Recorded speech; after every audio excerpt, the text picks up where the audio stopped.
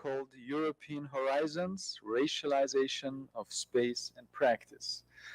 Um, my name is Farid Hafez. I'm from Williams College, part of Israel, and I'm happy to welcome today a panel of three. Unfortunately, Marwan Mohammed from France was not able to make it, but I'm very happy to be welcoming three exceptional speakers. First of all, we're going to start with, other than the booklet is saying, with Dr. Anna Esther Younes, who is an independent scholar, a political researcher and consultant. She has actually done her PhD here at UC Berkeley on theories of race and colonialism, with a particular focus on the Palestinian question. And Younes is also very active in Germany. I know her also from being the author of our European Islamophobia report of the German section many years ago for a couple of times, and has been very much engaged in civil society organizations. She is a judge at the youth court in Berlin and many other things. The other person, second, will be today Sarah Huxtable Mohr. She's born and raised in the Bay Area, works at as a certified drug and alcohol counselor at LCSW, and she earned her master's in religion and psychology from the Graduate Theological Union, which is around the corner here in Berkeley, and is very much committed to the field of positive psychology, focusing on solutions for all people on the planet for health and happiness. And last but not least, also to welcome Dr. Hatem Bazian, whom most of you here know, but maybe there are also listeners here on Zoom and digitally. He is a decolonial Islamic scholar. He is currently the president and the founder also of the association that is running this conference, the International Islamophobia Studies and Research Association, a leading scholar in Islamophobia studies, founder of the Islamophobia Studies Center, editor-in-chief of the Islamophobia Studies Journal, and many other things that would be countless to name here. So without further ado, I would like to give the floor to our first virtual presenter, Anna Esther Younes. The floor is yours.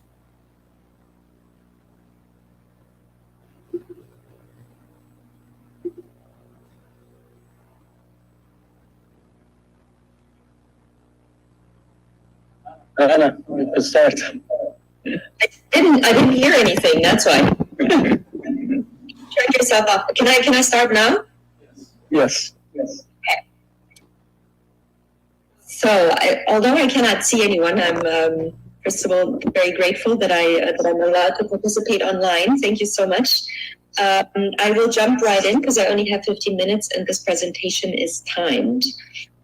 So the topic for today that I want to present is a paper that's been made.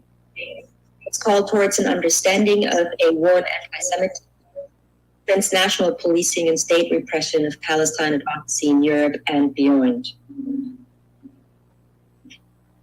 This paper that I'm presenting right now has been me, an independent scholar, situated in Berkeley, and the European Legal Support Center, which is based in Amsterdam, and essentially is Palestine Legal for Europe.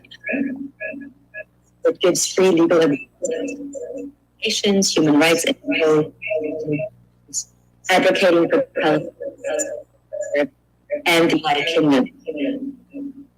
The paper overall covers all the war on anti-Semitism and includes 4 case studies. They're data-based, but today I will focus on one case study solely due to time and space limitations. So far, however, it needs to be mentioned that the EOC has hundreds of cases since 2019 up until today from pretty much all over Europe. Mainly, however, the majority of cases are reported from the UK and Germany so far. Why? Maybe we can talk about this later in the Q&A. We decided to engage in a responsible activist scholar research, so to say, and our focus is on case studies and people that are often not represented in media or politics due to prevailing class politics and capitalism that favors cultural, educational, political, economic, or social elites usually. Our writing thus stems from a political urgency and a desire to offer alternative ways of thinking about today's anti-Semitism accusations and the effects they exhibit across Europe and the Western world writ large, one might say. Therefore, we want to offer an alternative to more conventional approaches that pivot so-called Holocaust memory, misplaced white shame, or seeming redemption politics at the center of their analytics. Instead, we would like to talk about violent structures of colonially induced state and civil society surveillance and disciplining, economic exclusion and punishment, up to evictions, incarcerations, or criminalizations within or outside European nation states. So far, those are the majority of cases that we have witnessed and that we see unfold through the ELSC database, and thus represent the mainstream of victims in what we call, or what I have called in my earlier work, the war on anti-Semitism. So first, I will share findings around the IRA-WDA definition and how it operates within Europe, for the sole reason that its use and misuse is a vital point of discussion these days.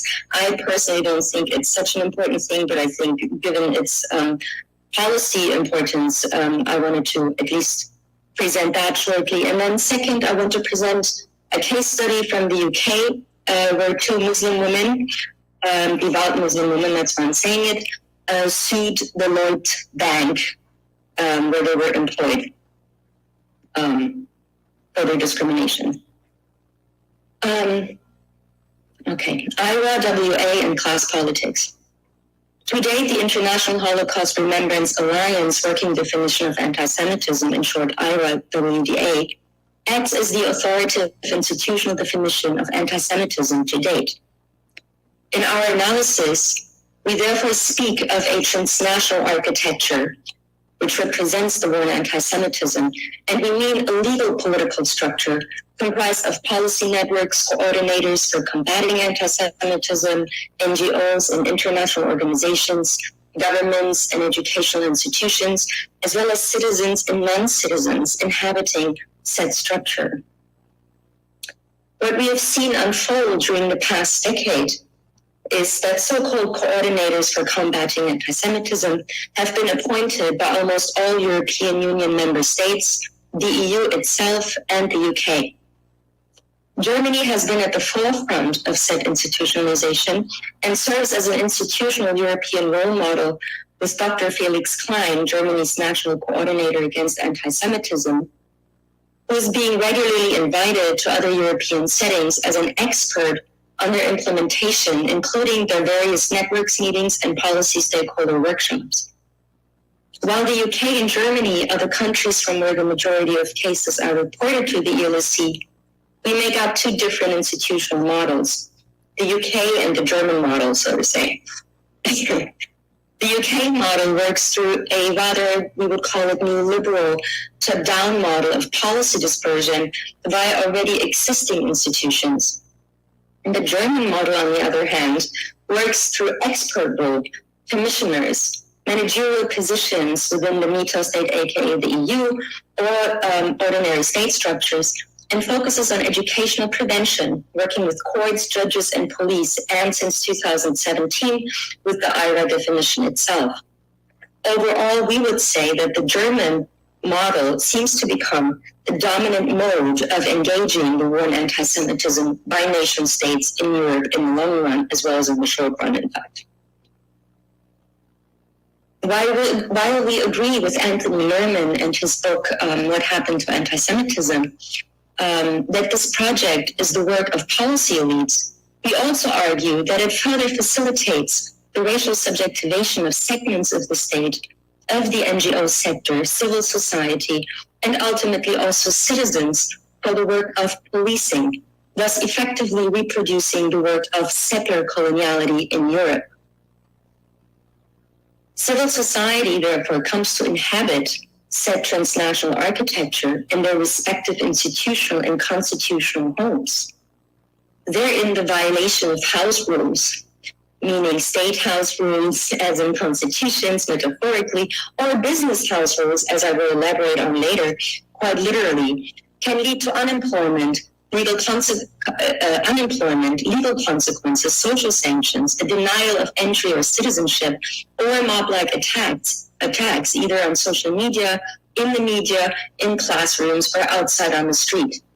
IRA-WDA is therefore just one of the many tools of control and policing within a general structure of anti-Muslim and anti-Palestinian racism that already facilitate racial subjectivation processes on an everyday basis. So while IRA is predominantly used by politicians and lawmakers as a tool for public diplomacy writ large and soft politics for elites in general, many, if not even the majority of cases, and with that I mean low income or low public profile personalities, are so far still done without any reference or application of the IRA-WDA. Instead, the majority of cases that we witnessed are still handled within already existing legal and policy architectures that were put in place to discipline people either during the war on terror or the war on drugs, or have already existed long before that, such as workplace codes of conduct, higher education rules, financial laws, private laws, privacy laws, etc. The latter indicates that while racism is part of everyday life, making the usage of other laws possible, IRA-WDA is still primarily a tool for public policy and a tool to rule more powerful elites in a society structured by class politics, while everyone else is kind of dealt with the more ordinary racism that we already see every day unfolding. Now I want to come to the case study. Am I too fast, by the way? Okay. A case study. A and B are two British and self-identified Muslim women of South Asian and Arab background, who both worked for Lloyd's Banking Group, in short LBG from now on, for several consecutive years. In spring 2021, B responded to a colleague who mentioned the Israel-Palestine conflict in passing on LBG's online message board. She pointed out her colleague's silence on the matter of Palestine in contrast with other issues. When colleagues asked for more information, B defended Palestinian rights and explained the history and presence of oppression and colonialism in Palestine. B, however, removed her writing shortly after because she was advised by a colleague in the moderation committee that it was badly received. Around the same time, A objected to being assigned a Hewlett-Packard monitor. She cited Hewlett-Packard's complicity in running the ID systems that Israel uses to restrict Palestinian movement. She also posted a message on LBG's online message board and sent it to several directors at LBG asking for the monitor to be returned. A argued that LBG's stance on anti-discrimination and racial equality should be applied to prevent complicity in Israel's systemic violation of international law against Palestinians through divestment and boycott. LBG's online message moderation team flagged the post, and it was removed the same evening it was posted. Both A and B were shortly afterwards investigated for possible breaches of LBG's rules on professional integrity, aka behaving in an unprofessional manner, and B, about their personal integrity, aka personal interests conflicting with the interests of LBG. A and B stood by the content of their posts, but also apologized for any offenses caused. Both were issued with a final written warning for gross misconduct, and a separate financial conduct authority breach was found for failure to act with due skill, care, and diligence. End of quote. This will remain on their professional employment records for at least 6 years. B also lost her annual bonus. Analysis. In the case of the Lloyd Bank, it was two Muslim women of color who were singled out for disciplinary investigation rather than another Arab male employee who already months earlier spoke about the same issue before they did. Such seeming modern-day witch hunts mirror Silvia Federici's description of how an instrumental part of early capitalism's advance in Europe and its colonies was the breaking of the material power held by women and non-gender conforming men in peasant and indigenous societies through what came to be called witch hunting. Furthermore, when speaking of institutional house rules matching the state house rules within the architecture of the war on anti-Semitism, the financial sector becomes an important site for the control of access to economic and career success in a national economy that operates globally. The case exemplifies how in a racialized and gendered economy, race controls labor, surplus, and profit in a global economy. Today, Lloyd's background in colonialism and racial slavery as business ventures seems to continue in their interest in not losing their ties to colonial ventures in commodities produced in or for or with complicity of settler economies.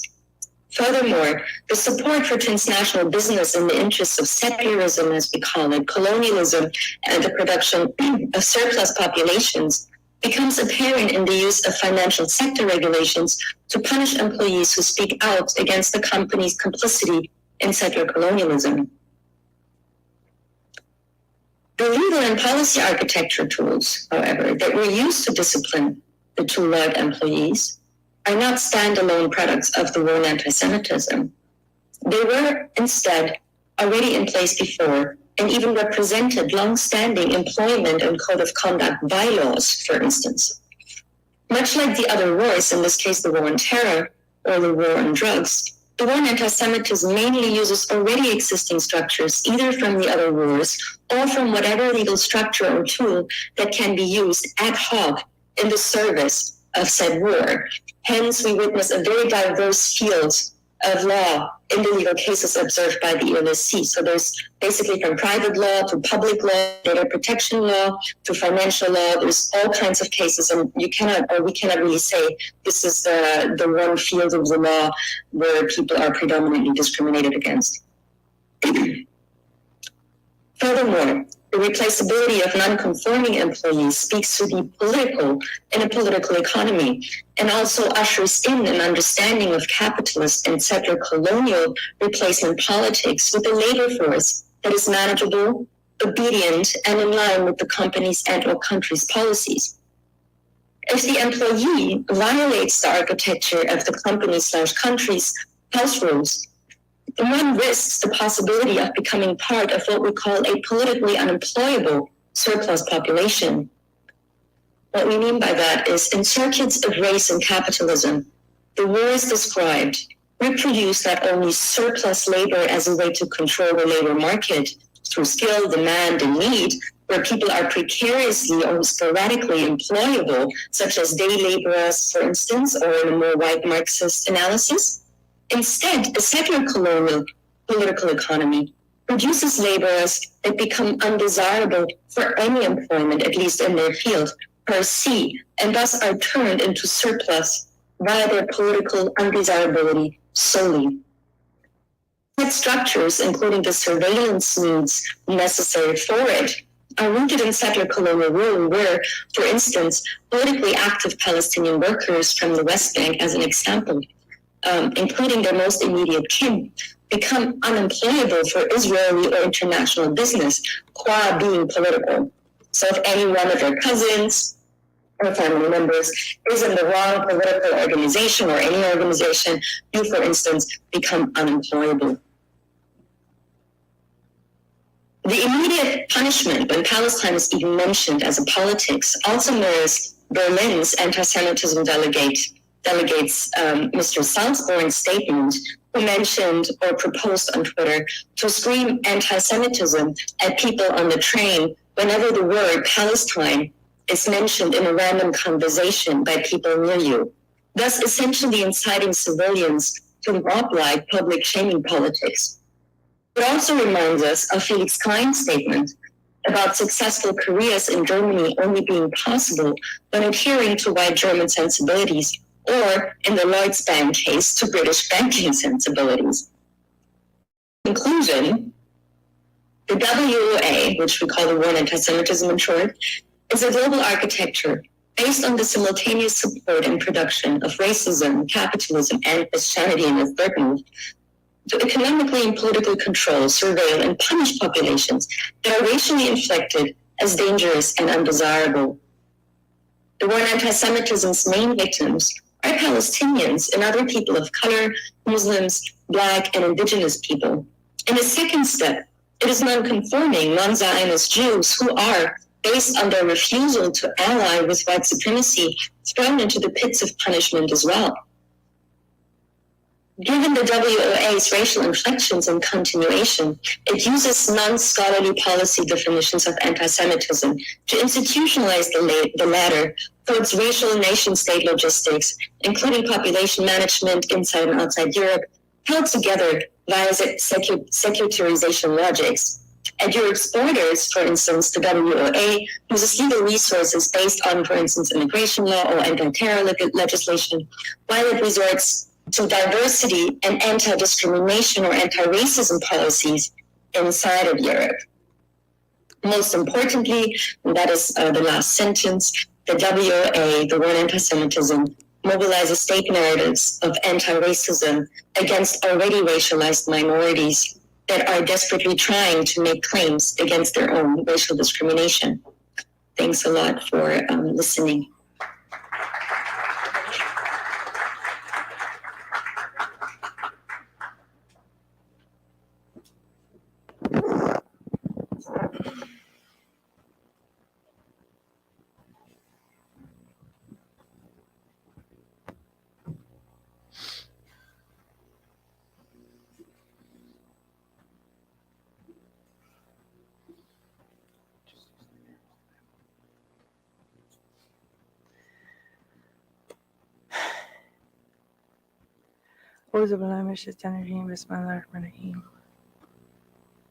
Subhanallah walhamdulillah wa la ilaha illallah akbar la hawla wala quwwata illa billah. Allahumma salli ala Sayyidina Muhammad wa ala Sayyidina Muhammad. Rabbi ashrah li sadri yassir amri wahlul uqdatan min lisani yafqahu qawli. Assalamu alaikum wa rahmatullahi. Whoa. Assalamu alaikum wa rahmatullahi wa barakatuh. My presentation today is on Islamophobia and conversion. Can you hear me? I can't tell if you can hear me. The role anti-racism plays in white converts' experience of Islam post 9/11. I know we've done this several times, but it's my strong conviction that we need to continue. We've talked a lot about the importance of memory and narrative. Anything in that spirit, we need to continue to engage in land acknowledgement. Berkeley sits in the territory of the Huichin, along with the American Indian Graduate Program and the Office of Graduate Diversity. We recognize that UC Berkeley sits in the territory of Huichin, the original landscape of the Chochenyo-speaking Ohlone people, the successors of the sovereign Verona band of Alameda County. This region continues to be of great importance to the Muwekma Ohlone tribe and other familiar descendants of the Verona band. We recognize that every member of the Berkeley community has and continues to benefit from the use and occupation of this land since the institution's founding in 1868. Consistent with our values of community, inclusion, and diversity, we have a responsibility to acknowledge and make visible the university's relationship to Native peoples. As members of the Berkeley community, and from myself as a member of the Bay Area community, it is vitally important that we not only recognize the history of the land on which we stand, but also we recognize that the Muwekma Ohlone people are alive and flourishing members of the Berkeley and broader Bay Area communities today. My presentation, I am going to try and keep as brief as possible. I think the question and answer has been incredibly informative. My research is not all that earth-shattering, to be totally honest. I'm just going to try and give you a brief presentation and leave as much open for Q&A and Dr. Hatem and other people's presentations. So I'm going to talk about positionality, my positionality in relationship to this research, my research questions, the literature review, the methodology of my research, my findings, and ask a concluding question. So I think we agree unanimously that the positionality of knowledge is the significance of positionality for knowledge in decolonial studies, and that who we are shapes what we say and gives meaning to what we say. So I'm a white woman. I converted post 9/11, although I was familiar with Islam in the 1990s. My teacher was someone I connected with in the 1990s, and I identified as a Sufi. But in the events of the invasion of Iraq, particularly with the huge and unsuccessful protests, I was struck by the contrast in the media between my experience with my teacher, who was the sweet little man who smoked cigarettes and drank tea with me and, you know, lived in the redwoods in his mosque and was just like this super sweet, like, Islam is love. You know, that's his whole message. Islam is, you can sum up Islam in love. And this image in the media of like these violent terrorists, insane people. And I was like, whoa, you know? And so my decision to do this research when I saw the call for papers for the conference was, what do I have to say? I'm a white woman. What do I have to say about this question of knowledge production? And it struck me that I should speak from my experience as a white woman and ask some of the questions about what my participation as a Muslim has meant as far as knowledge production. I've done a lot of research on liberation psychology, particularly. It's been quite interesting over this conference to listen to the significance of memory. And I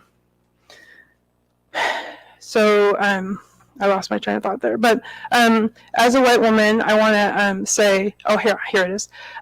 So I identify as white, and I'm aware that I have blind spots. And I'm aware that this research may reflect some of my blind spots. And then there's been some conversation about the empathy gap in the conference. And I think I was researching it, and they say the biggest way to overcome the empathy gap is asking questions. And if you look at the prevailing epistemic of what the problem is that we're getting at, my heartfelt belief, and I think this is clear in liberation psychology, is that there's one prevailing epistemic, which is one of dominance and control and power over. And that epistemic has driven colonialism, it's driven heteropatriarchy, it's driven capitalism. That epistemic of power over is intrinsic to kind of the problem of Islamophobia specifically. That othering, that alienation, the idea that there's a hostile other that needs to be dominated. And liberation psychology teaches that, in line with Paulo Freire, who I'm sure all of you are familiar with, that dialogue is the key to entering a different epistemic. So I invite you, your criticism, absolutely, your critique, but to keep an open mind that when we encounter difference and we encounter problematic thinking or words or ways of being, that the way out is dialogue. And so I invite your criticism, your questions, and invite you to keep an open mind that we can all be in dialogue, not only with us, who all have common goals about Islamophobia, but also with the greater world, and that our narratives are critical to forming this dialogue. So my primary research question was, does the violence of Islamophobic rhetoric as a form of knowledge production produce the opposite effect that it intends in white people due to its tendency towards misinformation and misrepresentation of Islam and Muslims? So that was my primary research question. How is the knowledge production of the Islamophobia industry having kind of a reverse effect on a lot of people by like it did with me, like, here's my teacher, here's this message, and it actually drove me to look more into Islam. And my secondary research question was, is Islamophobia driving people towards Islam? Like, is it causing conversion? Are people converting because of Islamophobia? And my second, and part of the secondary research question was, as part of that conversion, are white converts engaging in a form of anti-racist knowledge production by their presence in the Muslim community? And if so, how does this function in the lives of white converts? So in my literature review, I was studying knowledge production as a primary question on modernity. We know the question of knowledge production is deeply connected to critiques of capitalism.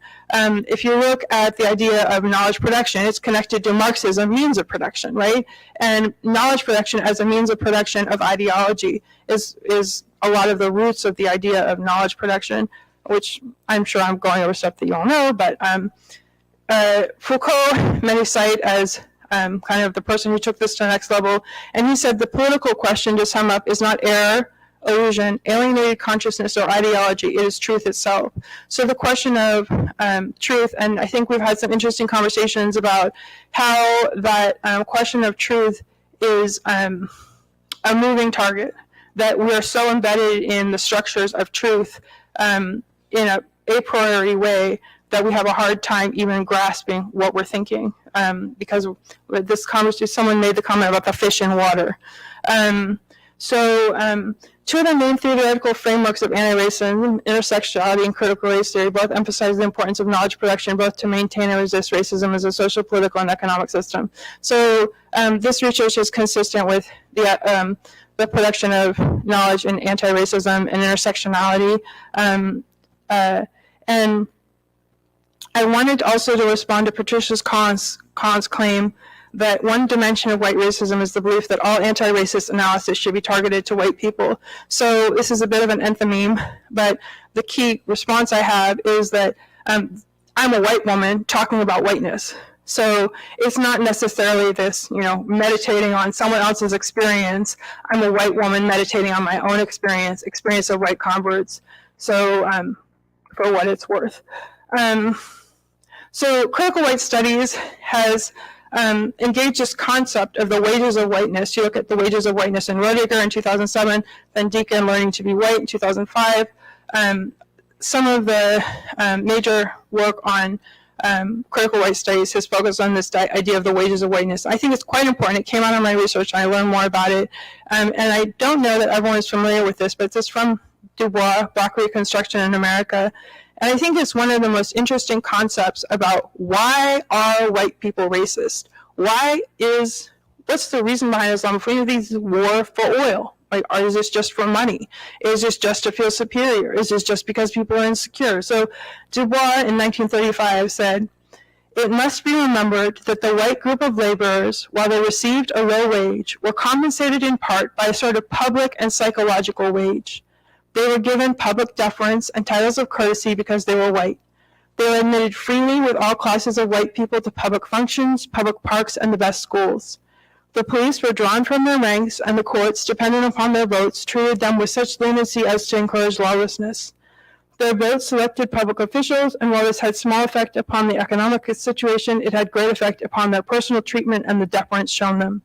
White schoolhouses were the best in the community and conspicuously placed, and they cost anywhere from twice to 10 times as much per capita as the colored schools. The newspaper specialized on news that flattered the poor whites and almost utterly ignored the Negro, except in crime and ridicule." So that concept of the wages of whiteness is something I'm flipping around a little bit in this thought, which is there potentially, at this point, a different wage that white people are getting?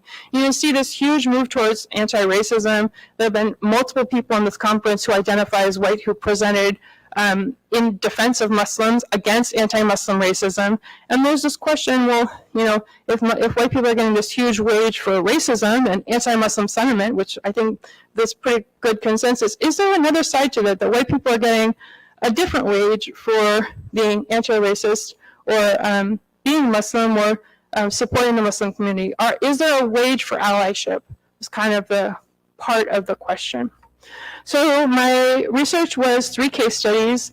I recruited them by word of mouth. I've used case studies, and I have some work on this in Academia EDU that you can find if you're interested, on case studies as a way to break the monopoly. If you look at the history of liberation theory, there's a lot on breaking the monopoly of academic research, and the voice of academics is kind of the sole voice in theory. So I've been I'm not an academic myself, I'm not affiliated with the university right now. So using case studies is a way to get around it because I can't do an IRB because I don't have a university affiliation. So I'm using case studies. I've consulted the literature. I've consulted with colleagues at Yale and other places around the ethics of doing a case series as a way to do research. So did Zoom interviews with 3 white women who converted post 9/11, transcribed and coded for themes. The findings were really interesting. In fact, they were very consistent across the board for the 3 interviews that I did. First of all, one thing that was really interesting was their core reasons for Muslim were not impacted by Islamophobia. So one woman, for example, said, I didn't convert to Islam to eat biryani and drink tea. My reasons for being Muslim were pure. So, and there was other people who said things like my reasons for Islam were entirely based on my love for Allah and love for the religion. So they unanimously said their reasons for being Muslim were purely based on Islam. But they did say that when they found out that Muslims were different than they were depicted in the media, that raised some questions for them about what is Islam. So one woman said her original conversion was driven by the fact that she was sitting in the parking lot at Costco and she saw a woman in a burqa go into Costco, and she said, okay, this woman's going into Costco to blow up Costco, and I am not going in. So she waited in her car. When is Costco going to blow up? This is literally her story, and I know this woman quite well, and this is literally, she's a super devout, pious Muslim woman, and she's been Muslim for a while, and 10 years maybe, and she said she waited in the parking lot at Costco for Costco to blow up, didn't blow up, finally said, I need to be less ignorant. I have no idea why these people are blowing things up. So I'm going to go read the Quran and figure out why are these people blowing things up. She read the Quran out of that motivation and was like, wow, I believe all this. She called the mosque. A Muslim woman came over, gave her more information. I think she actually called the mosque to get the Quran, and a Muslim woman gave her the Quran. And this woman kind of introduced her to Islam. She said, I believe everything these people believe, and converted. So while she says, and this goes on to the next point, Islamophobia makes people curious and makes them find the truth of Islam, they unanimously said that, well, not unanimously, one of them, her daughter was Muslim, and she converted mostly to connect to her family, but she did say that she was aware that there was a contrast between the media and her family. But the 2 other women said that Islamophobia made them curious about who are these people, and they all said that as you put the spotlight on the religion and you make it into this huge deal and everyone's focusing and Islam is this big boogeyman, people are going to be curious, they're going to investigate it, and they're going to find out it's not what you're telling them, and that spotlight is going to create some awareness for people that wasn't there before. So one woman said the Islamophobia industry was not the engine for her conversion, it was the steering wheel. So it made her, so she said, if I heard Muslims are horrible to women, Muslims are misogynist, I'm going to go in the direction of what our Muslims view on women and find out that Muslims are, put women on a pedestal, for better or worse. And that was her words. And that women are treated and have given a place of honor in Islam. So that was another finding. Another finding was that white converts, the 3 women, all experienced wrap up, please, sorry. I was supposed to keep this short. Okay. So they break down stereotypes. And the final point is they all, as a result of these other factors, unanimously reported that they had a sense of self-esteem, positively contributing to the community, positively contributing to the Muslim community, the greater community, and that they were creating a counter-narrative with their presence as white Muslims to this prevailing image of this dark-skinned, foreign, accented, terrorist, misogynist Muslim. They're saying, I'm white, I'm blue-eyed, I'm on the community, I'm peaceful, I can vouch for all my sisters as peaceful, and we're creating a counter-narrative. So as far as my research question, does the violence of Islamophobic rhetoric as a form of knowledge production produce the opposite effect that it intends when white people do, its tendency towards misinformation and misrepresentation of Islam and Muslims? My answer was yes. Does it make people more likely to convert? No. Are white converts engaging in a form of anti-racist knowledge production by their presence in the Muslim community? If so, how does this function in the lives of white converts?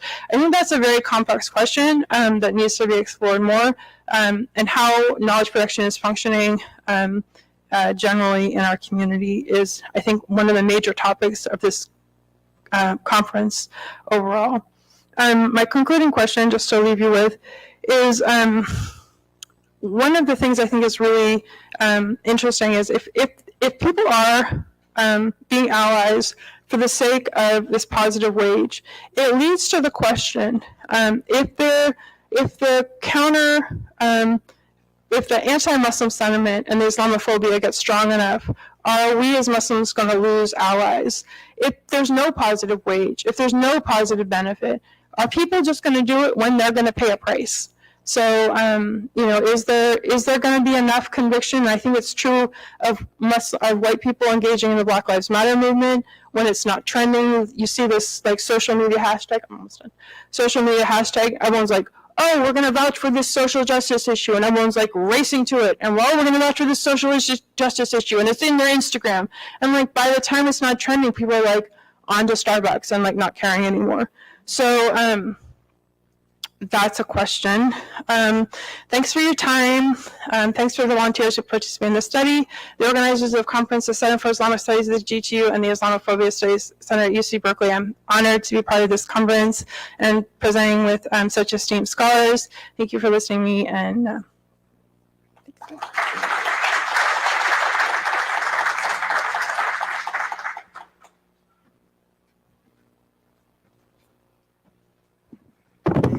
Good afternoon, and while Hani is shifting on the presentation, I want to put 2 points as a counter-narrative to the constant problematization of the Muslim subject.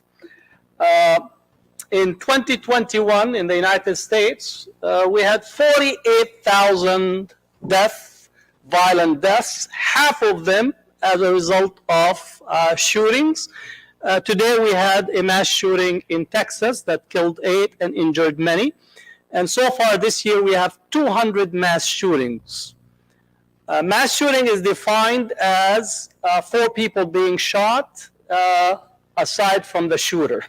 So anything below 4, we don't count it as mass shooting. Yes, the dominant question that often a Muslim is being asked, why you are so violent? The most dangerous space in America is school, K through 12, where mass shootings occur.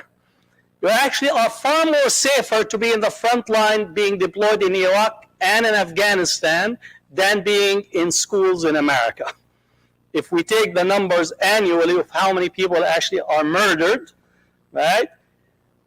In a 20-year period in both wars, less than 10,000 Americans died as a result of being involved in the war. This is not a support for deployment or intervention, just to be clear, but just as a counter-narrative to this constant problematization of Muslims.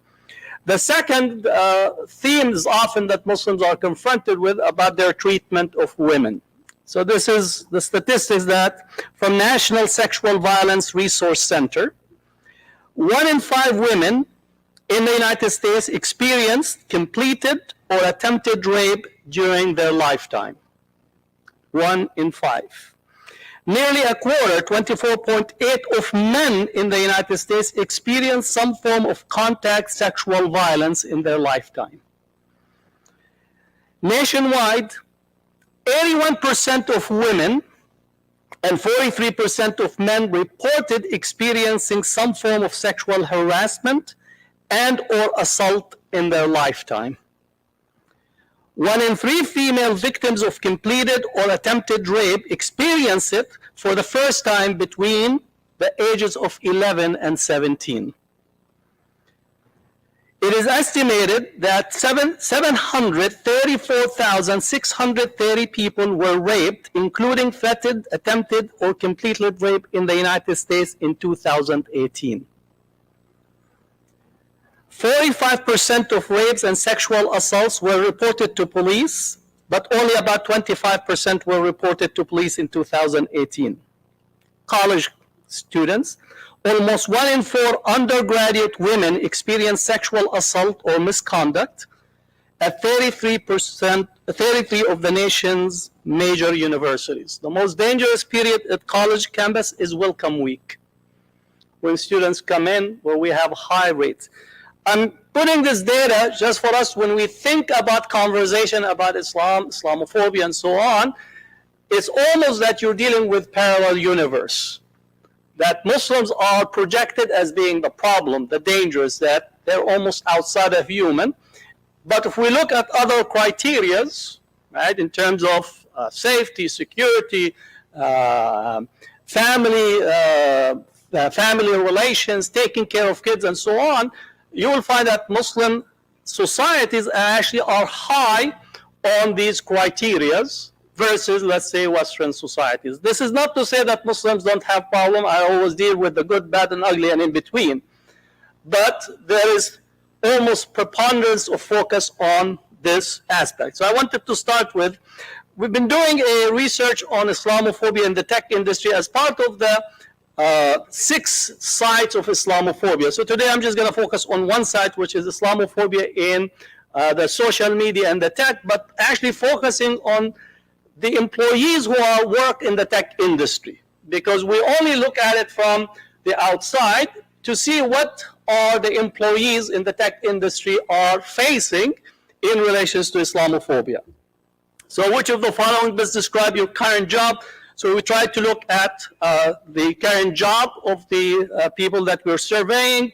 They run, again, mostly at the upper echelon, middle management, senior management, and owner or executive C-level. So this is where the individuals that we surveyed. What is the highest level of education you have completed? So these are highly educated, so it's not somebody at an entry level, right, with sizable number that actually have PhDs. And if we look at those in the Silicon Valley, high level of attainment and education. As a Muslim in the tech industry, I'm satisfied with the HR department. We have all these HR departments that are celebrated that they're doing diversity, equity, and inclusion. Most say strongly disagree, neither neutral, neither agree or disagree. So there's only few, or at least less level of satisfaction with the HR. So the HR have managed the ability to navigate what I call inclusion by means of exclusion of Muslims. In your current work environment, meaning how do you feel in terms as a Muslim in your current environment, not related to your job? Again, some people just, I don't like my job because I don't like coding every day. So aside from this, for being as a Muslim, many actually express that they feel extremely lonely. And this is actually also another survey that we did earlier. Muslims feel a sense of lack of belonging and loneliness within their job, even though that they're highly performing in their job and their placement, because there isn't really a recognition and an acceptance of who they are as a Muslim. As a Muslim in the tech industry, I feel targeted when speaking on the following topics. So we actually wanted a list of what are the topics that you as an employee can speak about. And we gave them a long list. So the highest, again, speaking on violence against Muslims, Islamophobia, anything related to Islam and Muslims, Hindutva and Modi government, U.S. wars in the Muslim world, Palestine, criticism of Israel and Zionism. Right? We often say, oh, the IT industry, social media are welcoming people, we are free speech and so on. But this is actually people inside, they can speak about this as employees within the tech industry. Now, we began this research as a result of the attacks in Palestine, as well as the intensification of the campaign of Modi and the Hindutva. So it's actually inside the companies, these are what people are responding to. Said, if you answered yes, there's another question about incidents of Islamophobia. So somebody said at my workstation. So somebody is actually facing at their workstation Islamophobia from their manager during team meetings, in person or online, during break at the company cafeteria, private setting outside of the company offices, but with co-workers, So we wanted to see where the sites where this Islamophobia occurs in the tech industry. Now, I also want to point out that women tend to be the primary victims of Islamophobic attacks. In the general society, it's in public spaces, and the grocery stores, in places where people feel at ease. There's something triggering for white men in particular, seeing a woman pick a tomato in a grocery store, right? And they feel like emboldened, right, in relation. So the grocery store is a primary site of violent attack against Muslim women.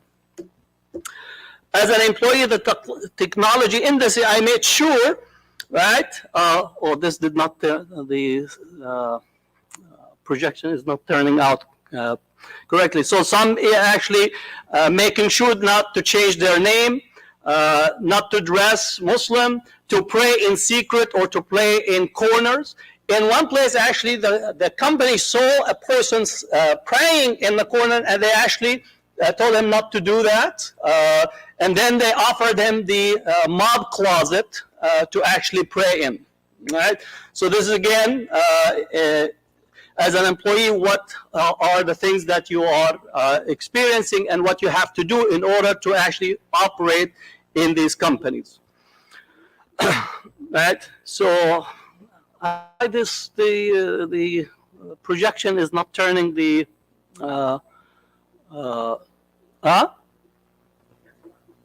the headscarves. I'm not seeing it in here. Yeah. So again, we wanted to find out, have you experienced any of the following as Muslim women in the technology industry? We're asking people what they have. See, it's okay. Again, if you could read it in there, we wanted to see what women face in the workplace. Take off the hijab. Is there a bomb underneath your hijab? There's also sometimes pulling of the hijab. So that's actually taking place for women. So not every woman that is in the tech industry, those who wear the hijab. On campus, actually, in one of the incidents, not related to a Muslim woman, but a man, actually, their manager constantly called the person Osama. His name was not Osama. His name was Ali. So his manager, as a way to emphasize that he's seeing him as Osama bin Laden, and the person does not dress Muslim or anything, that the manager actually constantly emphasized calling him Osama, Osama come here, and so on, and that resulted in actually filing a complaint in that way. Now, this is what, from in the comments of the survey, we took comments from people, so we tried to cluster them into clusters.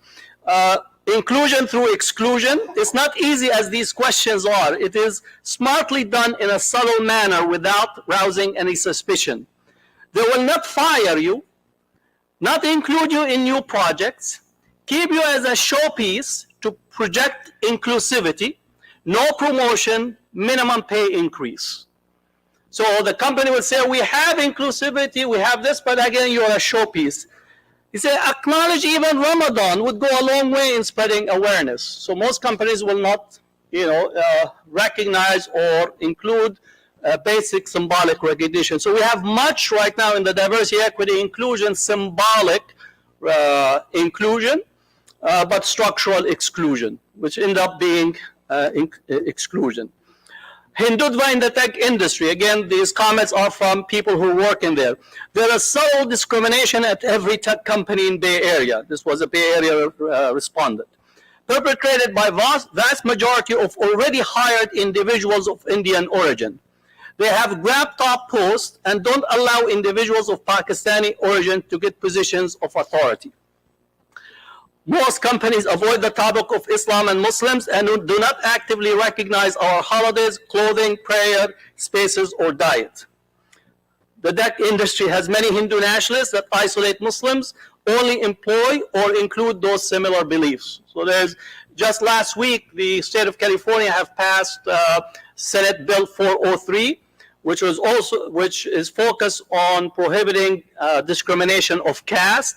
Because what we found also in the Silicon Valley, that the Hindutva is connected to caste discrimination. So now the state of California, actually 11-0, Aisha Wahab, who's a California Senate representative from Hayward in the Bay Area, authored the bill and forwarded it. Hindutva is a driver of Islamophobia in tech. What I have noticed is that the largest amount of anti-Muslim sentiment behavior is coming from Indian immigrant employees who are Modi supporters. I have even had incidents of colleagues fetishizing me and making unwanted sexual advances while also being aware of their Hindutva ideas. It's awful. Hindutva groups have penetrated management, making reporting less effective. Gatekeepers in relation to Palestine, which also appeared. Mostly notice many executives have Israeli backgrounds, and we can't bring up topics around Palestine without feeling threatened by them. For example, when there was a lot of pro-Palestinian news, all the execs posted about the Holocaust and how persecuted Jews. In essence, trying to equate what Israel is doing to the Palestinians and immediately shifting the conversation. Tech is overwhelmingly represented by Indian Hindus and not explicitly. They don't promote Muslims. Muslims should have the same level of inclusiveness offers to other minorities. I have addressed this in the lens of Palestinian issues. I feel isolated as a Palestinian at work, more than for being a Muslim. Being a Muslim is technically more acceptable. However, the topic of Palestine is a no-go zone, right, within the tech industry. My company claims to be one of the most inclusive workplaces and is probably better than most, but I still listed the level of Islamophobia as high. The problem is that Islamophobia is so deeply rooted that I don't believe it is a problem specific to a company's policies, like racism.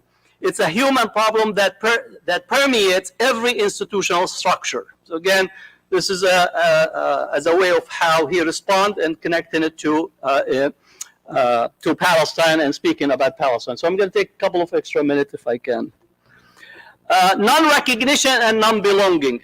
A lot is made of religious holidays of South Asia, specifically India, and absolutely zero of Muslim holidays. The CEO of my Fortune 200 company participated in Hindu holy event held at the company headquarters on company time. No recognition of Ramadan or Hajj or day off for any Eid prayers. Alcohol is a large part of company events, and it makes networking at the job harder for Muslim employees, because if you don't participate, then you're not able to be connected, and alcohol consumption and networking go hand in hand, even though that many of the companies, let me just step back, say, many of these company events that have alcohol often leads to sexual harassment, right? So in essence, not only that you have a problem from a company HR perspective, but also that people are, in essence, excluded from that. Islamophobia and being visibly Muslim. I do not feel comfortable growing a long beard and wearing a kufi due to it being perceived as unprofessional. Now, remind you that in the Silicon Valley, in the tech company, you need to come with flip-flops, shorts, right, and be hip, but that does not include Muslims. So you could have a ZZ Top beard, but not a long beard that would be representative of Muslims, right? There needs to be more educational programs to create awareness of Muslim lifestyle to counteract cultural taboos. We are up against hopefully to normalize Muslim practices. So again, the notion of being visibly Muslim. Inclusion through inclusion food. Funny comment, he said. Once my company prepared a cafe for Muslim to break their fast. They did research, they had dates, good start, main meal contained pork. Right? Now this is not actually exclusive. In many events on campus, right, in here, is often actually organized around Friday prayer time, right? And they send the announcement to Muslims around to come and participate, and then much of the food will not have options that actually address the dietary requirements. But you could be vegan, they will ask you that question, but not in relation to halal. Although outwardly supportive, I feel that Islamophobia takes place on the microaggression level a lot more prevalently than obvious outward attacks. Islamophobia and microaggression, so the microaggression that people face on a regular basis has always been the discrete and non-classifiable microaggressions that have been stressful for me on this issue. In my experience at the workplace, most people are afraid of HR dismissal, and I know better than to be overt. But that doesn't change how they might feel about Muslims, Islam, and I can never tell if it's a slight that's against me or against me personally, which is valid. No one has to like everyone, or Islamophobic behavior. So these microaggressions that are taking place. Fear to ask for inclusion, so people actually don't want to ask for inclusion, and that's because you become on the radar that you're a problem person, especially you already have maybe double layers of exclusion. You're visibly a minority from the global south, and then trying to assert asking for these inclusion. Muslims are not to be grieved. This is actually one of the most painful pieces. It says, when I worked at WIMO in 2018, I experienced something that I will never forget. When the attack in New Zealand happened, I posted an article about it in group chat with my co-workers. Keep in mind, this was a non-work related group chat, and we were all new employees.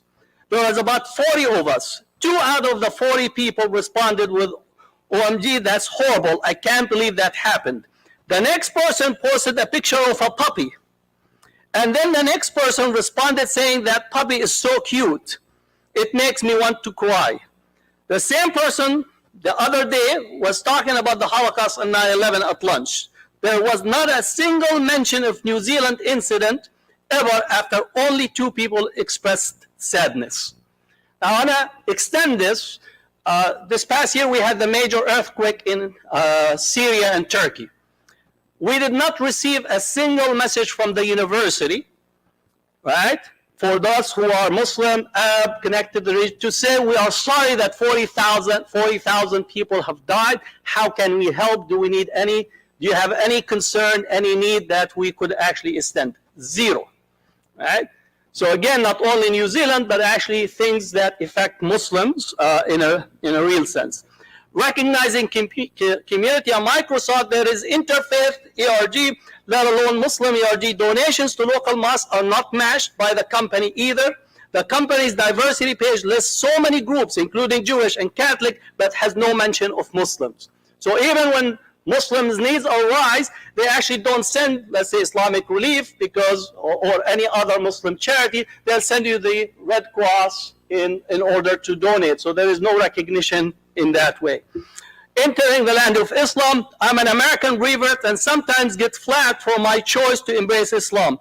I am blue-eyed and blonde gray. As a woman in the software industry, I have known discrimination my whole career. So even as a white convert, when you become a white or a convert to Islam, you enter the land of Islam. So you're no longer, right, in the category of a human, you entered, the Orientalist landscape.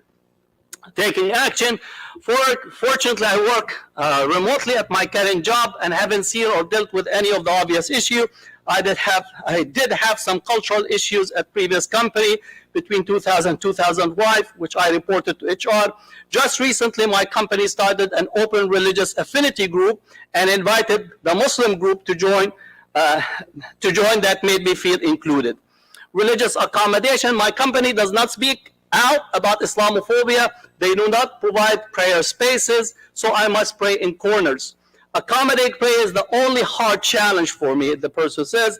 They have not taken time to have a prayer room or mediation room, even though they just built their new headquarters. Right? So again, all these are comments, responses, aside from the survey, people commented and included what they are facing. So I'm going to stop in here, but there's a lot of rich material in there that gives you exactly how people that are managing the IT behind you. So we see what Twitter, every time you put Twitter, your account is blocked or Facebook is blocked, but this is on the inside, is actually what the employees face. I will conclude the following. When Muslims ask for accommodation for training for HR, the companies bought the ADL, the Anti-Defamation League, to provide the training, which actually the Defamation League, that's what my reference to them. So not only that you were actually harassed by the company, but even as a remedy, they bought a company, an organization that systematically target your community with Islamophobic content on a regular basis. Thank you.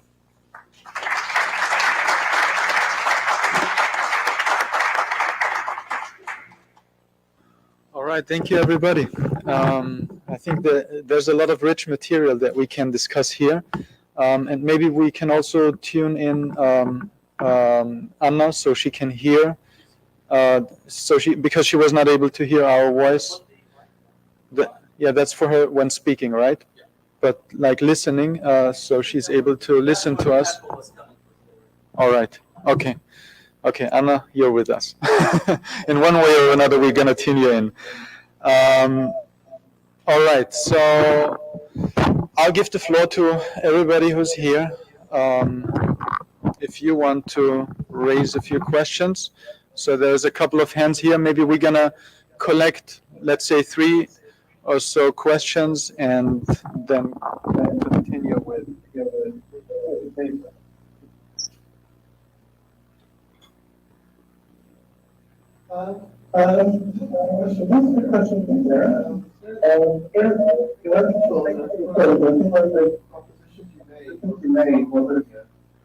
would actually activate people's possibility of reverting to Islam.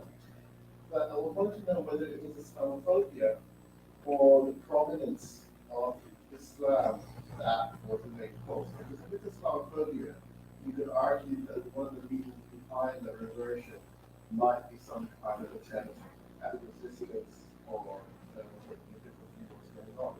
Whether while because it's simply the idea of prominence, it doesn't really have that characteristic edge to it. And the other thing that struck me is that in one of the respondents who said when they saw these things like bombings going out there, they went to read the Quran. And I'm just wondering, why would you want to read the Quran for an event that's happening to do with just something in American foreign policy, for example, or something about the history of the region or whatever.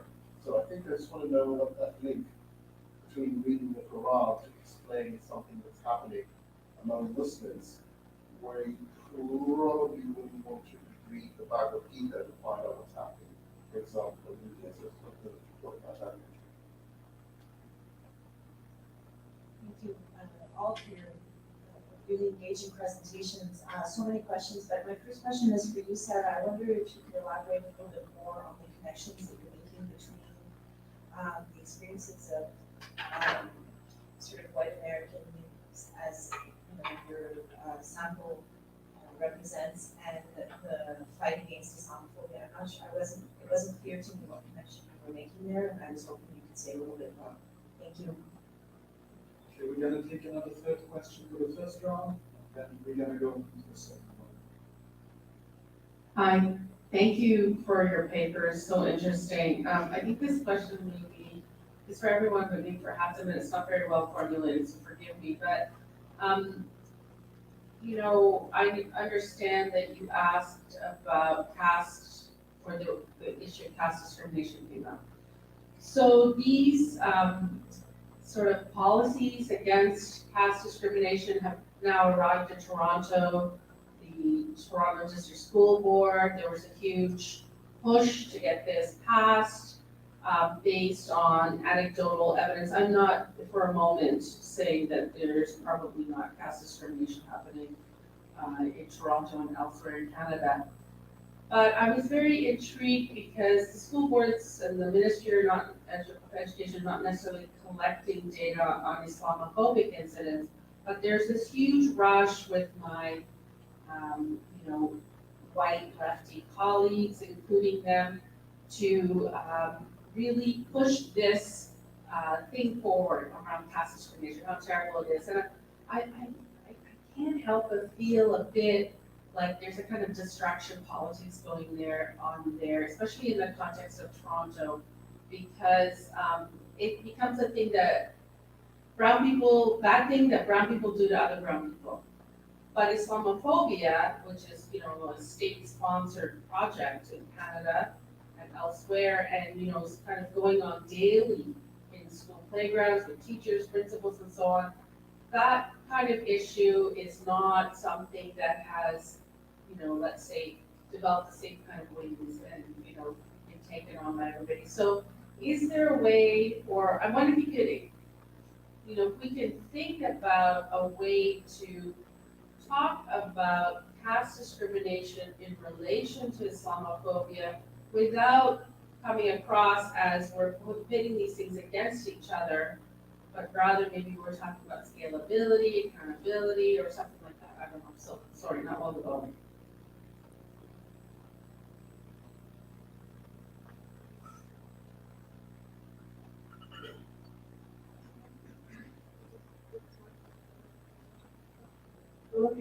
Yeah. Interesting question. I think Dr. Sai, Dr. Solomon, I think first of all, the question is Islamophobia or Islam. I think that's a really interesting question. And is it resistance? And that was kind of part of what my original starting place, because for me, looking back at my conversion, I have framed it often as resistance, as an act of political mobilization, personally, as a part of a larger context of resistance to oppression, standing up for social justice, and aligning myself with, the liberation psychology, the preferential option for the poor, being in solidarity with the oppressed and the marginalized as a calling, as a part of faith. So it was a part of my overall faith journey to me, often in retrospect. And one of my questions was, is that a common thought for white converts? Like, are people converting to be in solidarity? Is it part of faith that we are in solidarity with the marginalized? And so the answer that I got from my research was really interesting, thought-provoking for me at least, and for my own personal journey. Because my recollection of the time I converted is very foggy. I have a bad memory and often not that conscious in my actions. Historically, I've not had that much reflection on my actions as I've done them. And they universally said Islamophobia drew their attention to the religion, but it was not the reason for conversion. So they said, yes, it was Islamophobia, not Islam, but no, it was not an act of resistance to convert. Universally, they disavowed any sense of conversion as an act of resistance, which was really interesting for me. I'm not sure, or personally, I call it spectrum. That's another question. And then, in terms of reading the Quran, the explanation the woman who gave about the woman in the burqa, that she said, why are these people blowing things up? She thought the reason that Muslims were terrorists or blowing things up is her words, but specifically because there was something in the Quran that was telling people to do that. She believed, from her understanding of Islam, that logic came from the Quran itself. So she didn't see it as a political act or a policy or anything like that, or regional concern or colonialism. She saw purely as a response to the Quran and Islam. And so she was looking for the answer in the Quran for that reason. I think generally, one of the things they said in the interviews was, one of the things that bothered the women that I interviewed was that they said that you see a terrorist who's Muslim, and they identify that they're Muslim. You see a terrorist who's Christian, and they're just a terrorist. You see someone who's violent and they're not Muslim, their religion is never identified. So I think there's pretty clear consciousness, at least among the people I interviewed, that Muslims' religion is associated, that Islam is religion and Muslims' religious affiliation is associated with their acts, and in a way that is not across the board with other religions and cultures. And then as far as how Islamophobia connects to the reason for conversion and why they're white, and how whiteness connects to Islamophobia, I think how resistance to Islamophobia connects to whiteness. Yeah. I think the idea of the research was to try and kind of pick that apart, and to understand how, as white people, there's an idea of the body as resistance, embodied resistance. You know, people who engage in, you know, lying on the ground in front of things, or, you know, physically, you know, chaining themselves to trees, or, you know, Julia Butterfield, who lived in the tree, she's bodily occupying space. And I think there's a sense of these white women who I interviewed of bodily embodied resistance to stereotyping, pigeonholing Muslims in a certain way, and then they sense while it was not a driving reason for them converting, that their experience of being white in the community was a sense of being a body that produced a narrative that a body that produced a counter narrative. As women, as embodied women, as body subjects, their presence as white women produced a counter narrative. That was their report. That was what came from the research. And the question you're asking, how does Islamophobia connect to white women's experience of conversion? That was kind of my research question. I don't know how what. The question on the caste and the caste discrimination, the cases that came out from the Silicon Valley, from the tech companies that have the Brahmins or those from Brahmin background bringing in workers that are from the elites and continue to replicate a caste discrimination within tech industry. There are a number of lawsuits that were filed, and as a result of this, there were an adoption of policies from the state of California, now articulated in Senate Bill 403 in the state. As it relates to Islamophobia, I think there's been a conversion, not religiously, but conversion in terms of those who work on Islamophobia and those who work on caste discrimination and its articulations, especially within the tech industry. That relationship developed with Moody came and toured this area. He actually was given almost a royalty welcome in San Jose. They had him give a talk in the, what was it, the HP Pavilion, I think, where the Sharks play.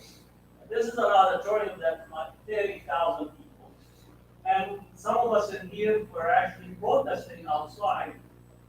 Some of our leadership from the universities, including presidents and so on, went and attended a hosted dinner with Moody. This is after Gujarat and after the getting of over 2,000 people. So I would say that rather than see it in competition, I think there was a convergence of work, knowing that some of the Hindu nationalists became very well positioned both within the tech industry on the one hand, and the second, increasingly being positioned politically, especially as they have been almost given training and skills by those who are connected directly to Israel and promotion of Israel. And so that convergence brought an alliance of how to respond to this, especially among the elite organizations and those who work in the human rights field. I have not done any work in Toronto to see what is the configuration and what is being done.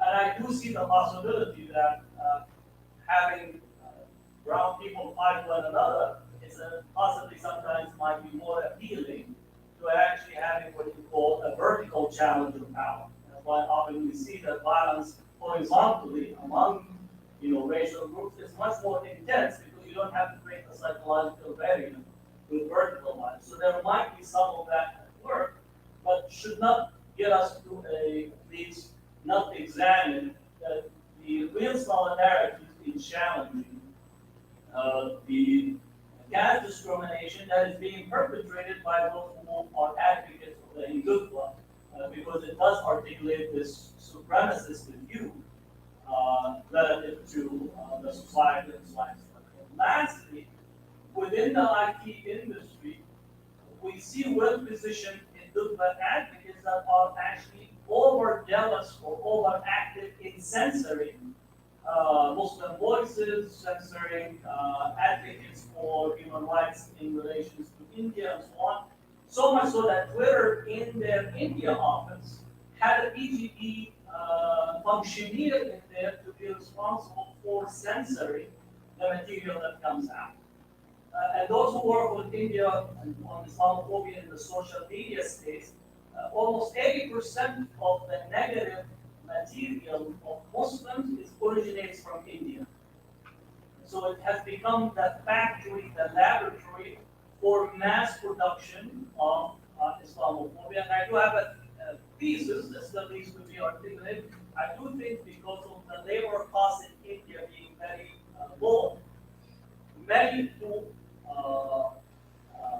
engage in Islamophobic attacks in the global north, in the US, Canada, and the West, tends to actually have these nods of centers for producing Islamophobia to be consumed and directed at a global level. And the nature of social media space is instantaneously transnational, and you don't need to be in the Bay Area to produce negative representation. You don't need to be in France, Belgium, Netherlands, and Canada, or Toronto.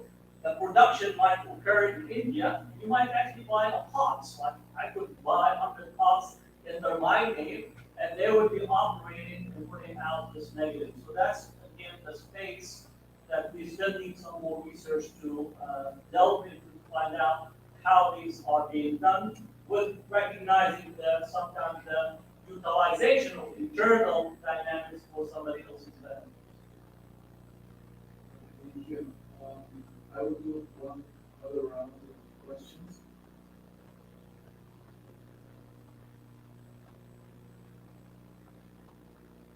Thank you for the panel. Dr. Hatem, I'm curious if you're studying the different types of social media, different mediums, and if some mediums were more, Islamophobic in terms of their content or more restrictive voices and stuff like that.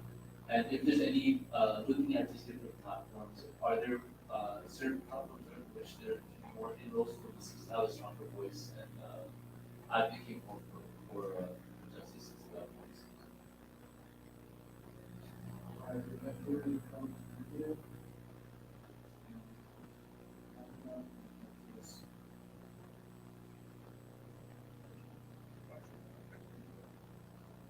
Thank you for an interesting and thought-provocative panel. This is really a reflection on a side remark you made in your introduction. When you sort of try to tell us that it would be more dangerous to go and enter school here than to be involved in the war in Afghanistan and in Iraq. But that reproduces the distinction between the valuable American life and the not so valuable or worthless Iraqi and Afghani lives, because it would be very, very dangerous to, it has, the perspective from the guy who holds the gun and not from the people that person shoots.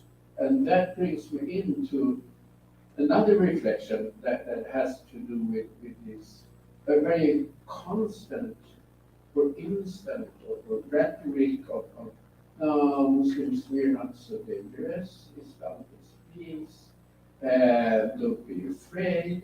And I wonder whether that might be counterproductive, that would attract violence and contempt. That you sing on that, no, we will never fight back, you can do whatever you want to against me. So maybe it should be, combined with something as long as you do not attack me. Because I'm quite sure that those who attack ordinary Muslims in the workplace, or those who attack Muslim civil society's organization and call them all kinds of Al-Qaeda and Daesh, they would never do that if they had believed in the first place that these guys are actually harmed. And it might be dangerous to attack them, so their attack rests on the conviction that they will never talk back or fight back.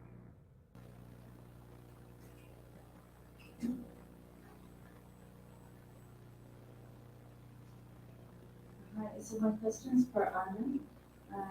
Yesterday we heard Daniel Mohammed talk a lot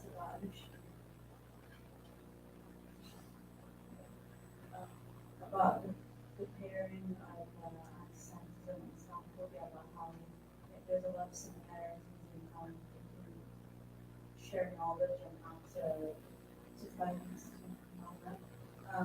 But obviously, the resolution is going to tackle an angle.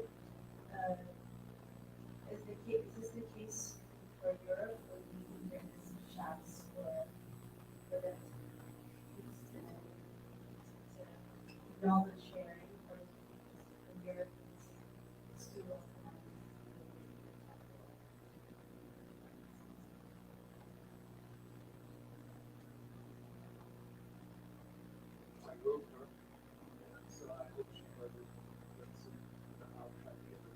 Can someone repeat the question to me? Because I could not hear it. Sorry. Can someone repeat the question to me? Because I'll type it for you. Okay. Farid is going to type it. You go ahead. So thank you all. Anna, that was fantastic. I read that mission using the Deloitte as a case study, as an example. Kind of following up on Salman's point, Sarah, is that, so even though your study showed that it wasn't necessarily linked to, Islamophobia leads to conversion, what is ironic is, on the one hand, and it was the academy, Muslim communities were pushing after 9/11 to say that, look, the terrorist attacks are not the people of Islam, and people were trying to distance themselves. We were trying to nuance it by saying these are political conditions and religions have been mismobilized. In the sense of religion is, being used, but it's not afraid to understand. So if you want to understand what happened in terrorist attacks, what is something to define? But in the general public, that is the perception. So after 9/11, we know that the Quran was passing stuff above. People are starting to look at it.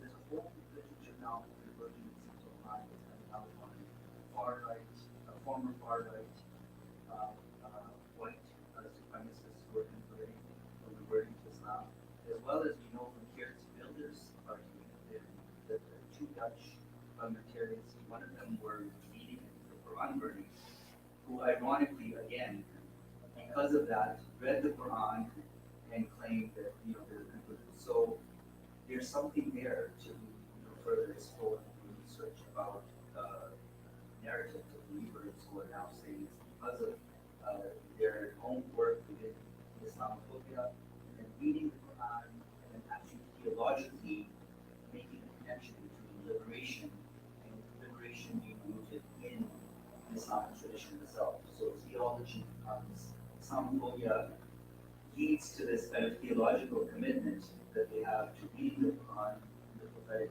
tradition, and then All right, so let's go to the next one. We'll do next. So on the question on the content, I've not yet done the work on the content. So we were focusing on the employees inside the tech company, because these are individuals that are working there. The tech companies were highly censoring Muslim voices, including some of the most prominent Muslims who were tweeting on Instagram and Facebook. Their accounts were blocked, especially during the period of the attack on Palestinians in Al-Aqsa and in Gaza. So we wanted to find out what's happening inside. So inside the company, we actually see that the employees themselves were facing censorship. They were unable to speak on issues of concern to them, because many of these companies have affinity groups.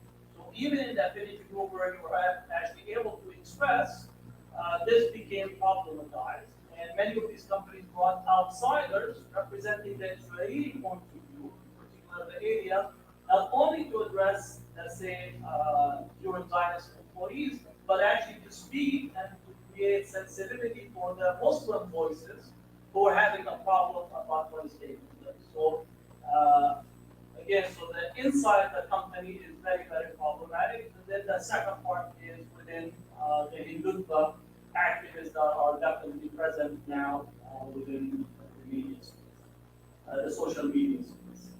Maybe a follow-up would be to look at an aggregate data on whose accounts are being locked, right? And what are the content posts that are getting the higher percentage of what? Right? I think that would be a research for us to do and to find out. Maybe doing a survey among 100, Muslim social media users across the spectrum and see which of their posts get them to be blocked. Now, I know a number of individuals on a what you call one-on-one conversation that not only that their posts or their account is blocked, but their post is limited to who can share it, which is another way of silencing. Right? So you could see still the post, but your friends that are there are not able to actually share the content, and it's as almost have closed your account. So that's taking place in there. Another point of research possibly we need to look at is the AI coming into the picture. We still can't get real intelligence correct. Now we have to deal with AI, right? And how does AI respond? Because most of this blogging and flagging is being done through AI, programmatically, right? Picking up these posts for review.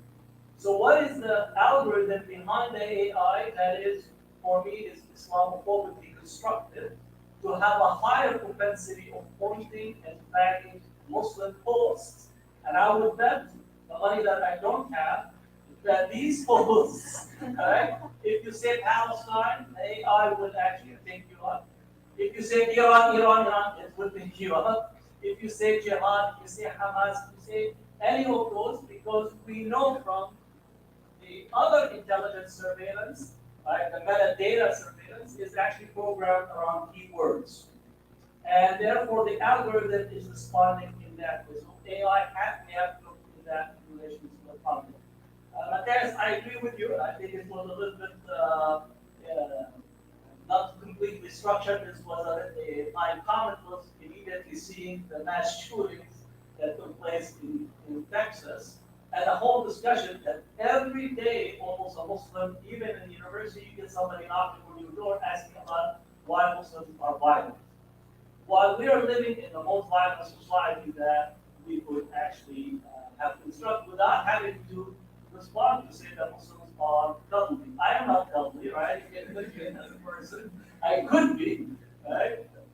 But in general, this problematization of these tropes that are often put in front of us and constantly have to respond to, definitely when we speak about the death and destruction that have been visited not only on Iraq, on Afghanistan, on Libya, on Sudan right now, and almost 220 wars that have been undertaken, the value of who get to be recognized in that is a serious important one. We don't recognize, the darker you are, the more erased you are from being recognized, mourned, and considered. And the more lighter you are, the more you inhabit the global norm, the more you're mourned and recognized and you get support. So I agree with you. I think we always have to balance it to make sure that we don't give credence to the creating a value of the humans and to basically give support to the continued intervention in various parts. We still don't know how many Iraqis died. We still till today we don't know how many Iraqis. And in our university, when the sanctions were in place, the university invited Madeleine Albright to be the commencement speaker. This is after she said, when she was asked in 2020, and the person answered, there's 500,000 Iraqi children that died as a result of the sanctions. The price is worth it. With a straight face into the camera, she said the price is worth it. The university still invited her to be the commencement speaker for that year.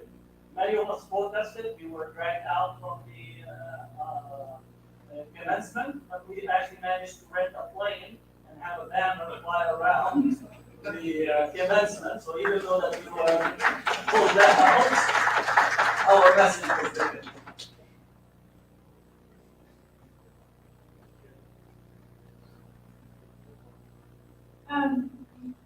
To your question about, or comment about the association between Islam and Muslims and religion, and how the view of Muslims is very reductionist in relationship to a view of, say, Christians or the Jewish community, the Christian community, the Jewish community, or other, or the Hindu community, and the fact that there is often a more complex lens for other communities that doesn't reduce them to kind of their religious identity, the way Muslims tend to be. I think my response to that is probably that I think connected to this ongoing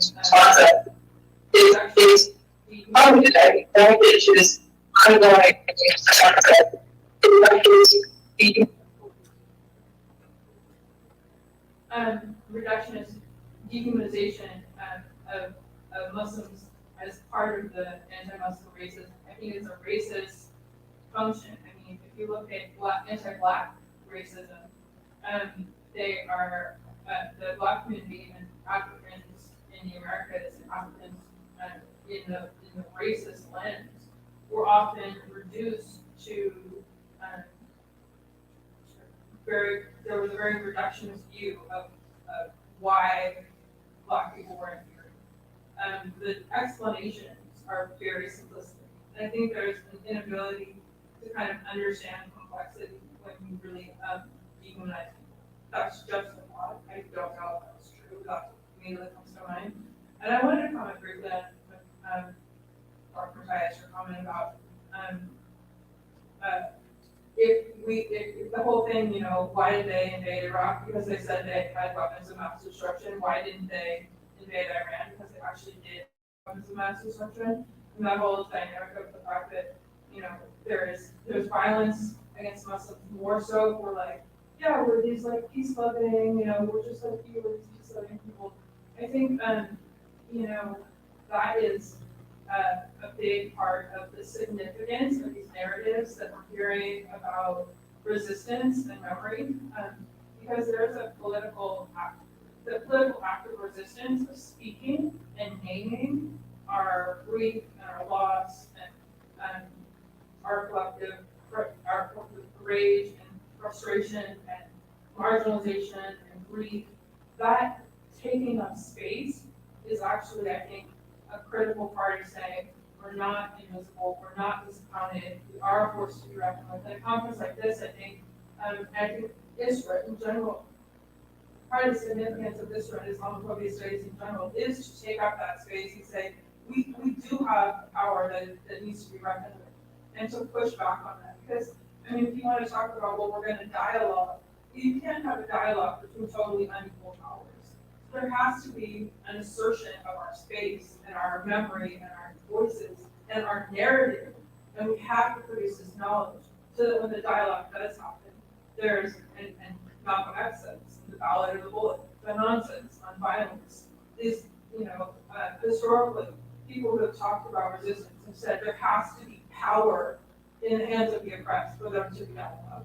And I think that's part of the point of Israel and Islamophobia studies, to me at least, that this narrative has to come, our position has to come from a place of power for us to be able to push back and to be accounted for.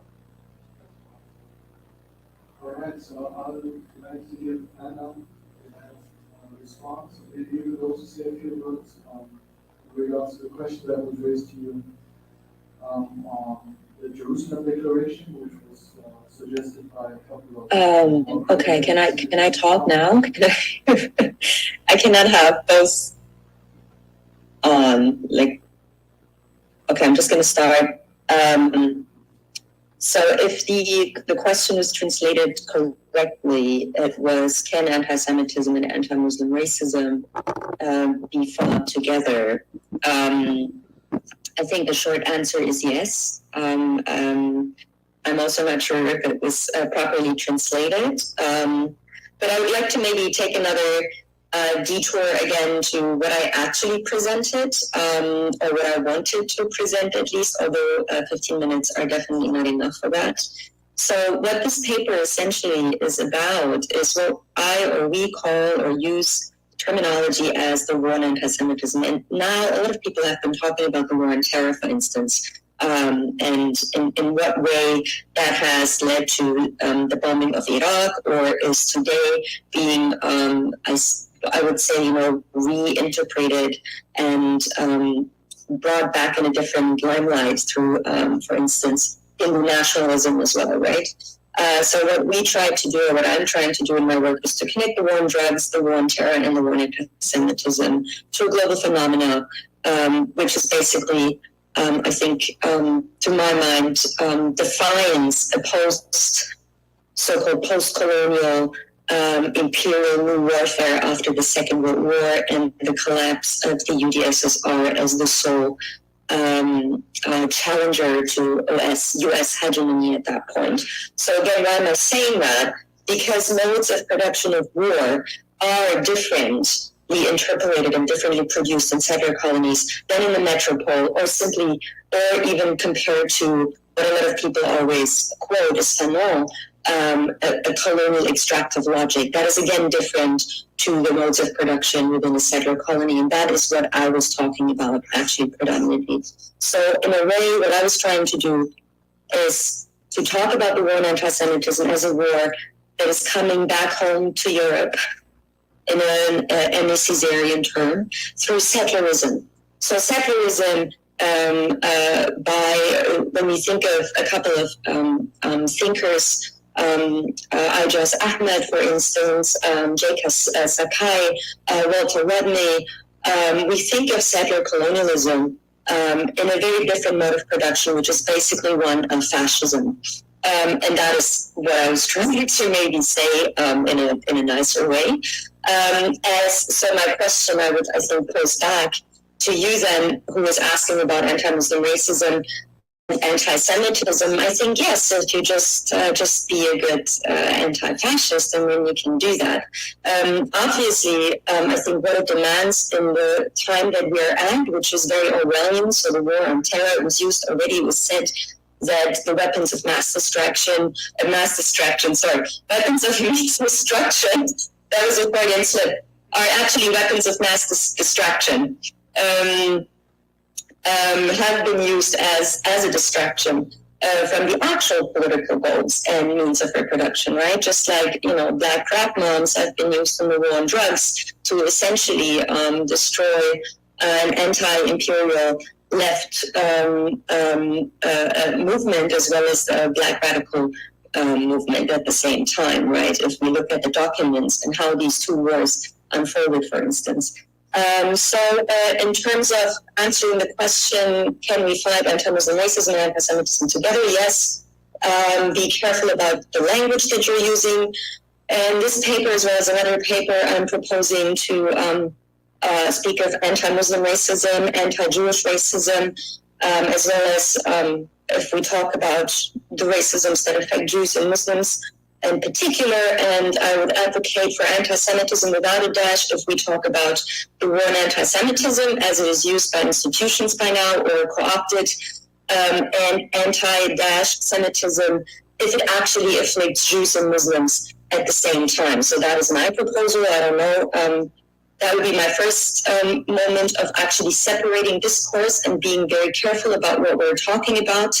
And the second proposal for me to you would be follow the money, because this is essentially about money. It's not about Muslims or Jews or even Palestinians, right? So what the anti-war and black radical community was to the war on drugs, that's what the Palestinians are to the war on anti-Semitism, namely the figures, the prop-ups that make this war on the people possible.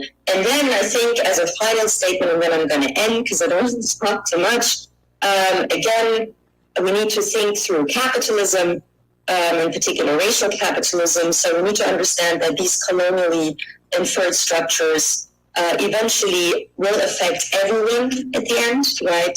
So we started bombing Iraq, or we started destroying the hippie and the Black community with drugs, and now we destroy Palestinians or Muslims in the Western world, but it will not end there. So now we have the white liberal left, or white liberals in Europe, getting scared as well, just like 80 years ago, one might say, because their liberal rights are being questioned now as well the minute they invite Achille Bende or Judith Butler, because now they're supposedly anti-Semitic as well, right? So it becomes clearer what this war is actually about, and that is what I was actually talking about. If you want, I can show you a map of where the IRA definition is being used now, but I don't know if you're interested. Yeah. So I hope that answered the question. All right, thank you, everybody. I'm going to try to give them a round of applause.